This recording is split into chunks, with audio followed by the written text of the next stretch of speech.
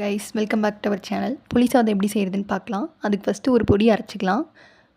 கடலைப்பருப்பு, உளுந்தப்பருப்பு, சீரகம், கொத்தமல்லி, மிளகு, பெருங்காயம், வரமிளகாய் இதெல்லாம் போட்டு நல்லா வறுத்து அரைச்சி பவுடர் எடுத்துக்கலாம். எண்ணெய் ஊற்றி எண்ணெய் காஞ்ச உடனே கடுகு, உளுந்தம்பருப்பு, கடலைப்பருப்பு, வேர்க்கடலை, வரமிளகாய், கருவேப்பிலை, மஞ்சத்தூள் இதெல்லாம் போட்டு நல்லா மிக்ஸ் பண்ணிக்கலாம்.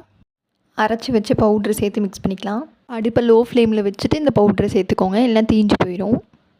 லெமன் சைஸ் புளி எடுத்து தண்ணியில் ஊற வச்சு கரைச்சி வச்சுருந்தேன், அதை இதில் சேர்த்துக்கலாம். புளியை சேர்த்துட்டு நல்லா மிக்ஸ் பண்ணி விடலாம். தேவையான அளவு உப்பு சேர்த்து நல்லா மிக்ஸ் பண்ணிக்கலாம். நல்லா கொதிக்க ஆரம்பித்து தொக்கு மாதிரி கன்சிஸ்டன்சிக்கு வந்ததுக்கப்புறம் அடுப்பு ஆஃப் பண்ணிடலாம்.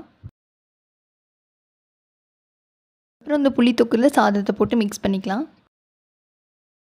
சூப்பரான புளி சாப்பாடு ரெடி. தேங்க்ஸ் ஃபார் வாட்சிங். வீடியோ பிடிச்சிருந்துச்சுன்னா சப்ஸ்கிரைப் பண்ணி ஷேர் பண்ணுங்கள்.